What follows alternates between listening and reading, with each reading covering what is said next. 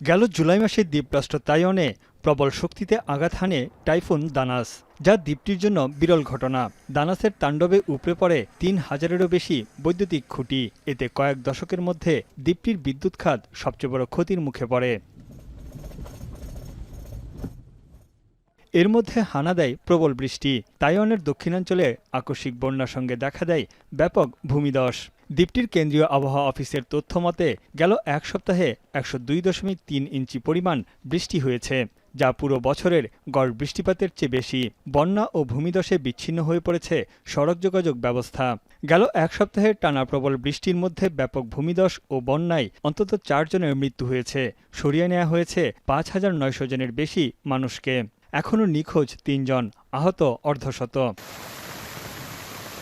চীনের রাজধানী বেইজিং সহ তিয়ানজিন ও হেবেই প্রদেশের পার্বত্য অঞ্চলে বন্যা ও ভূমিধসে ক্ষতিগ্রস্ত এলাকায় চলছে উদ্ধার অভিযান। বেইজিংয়ে আর্থিক ক্ষতির পরিমাণ দাঁড়িয়েছে প্রায় ২১ মিলিয়ন মার্কিন ডলার। হেবেই প্রদেশে ক্ষতিগ্রস্ত বাসিন্দাদের অস্থায়ীভাবে আশ্রয়কেন্দ্রে বসতি স্থাপনের ব্যবস্থা করা হয়েছে।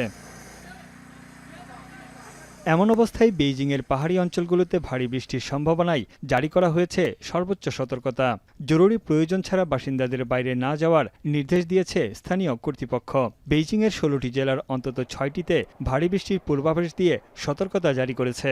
এতে বিপাকে পড়েছে ২ কোটির বেশি মানুষ। সম্প্রতি বন্যা ও ভূমিধসে শুধু বেইজিংয়েই প্রাণ হারিয়েছে অর্ধশত মানুষ, যা ২০১২ সালের পর দেশটির রাজধানীতে আঘাত হানা সবচেয়ে ভয়াবহ বন্যা।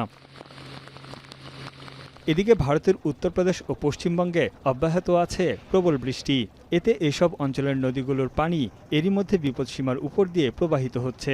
বেশ কয়েকটি জায়গায় দেখা দিয়েছে বন্যা। यहाँ बाढ़ की स्थिति बहुत भयानक है। गंगा की पानी जो बहुत तेजी से बढ़ रही है। अभी कोई जिला प्रशासन या प्रशासन की तरफ से कोई यहाँ पे आया नहीं है। 45 दिन से ये बाढ़ बढ़ रहा है, कभी कम रहा है तो कभी बढ़ रहा है। ये जातीय समस्या है। ভারতের প্রায় অর্ধেক কৃষি জমিতে নেই সেচের সুবিধা। চাষাবাদের জন্য দেশটিকে নির্ভর করতে হয় জুন থেকে সেপ্টেম্বর মাসের মৌসুমি বৃষ্টির উপর। এই সময়ে বৃষ্টি সেচের প্রায় ৭০% পানি সরবরাহ করে। তবে অতিবৃষ্টিতে দেশটিতে প্রায়ই দেখা দেয় বন্যা ও জলাবদ্ধতা। তানভীর জনি, এখন বিশ্ব।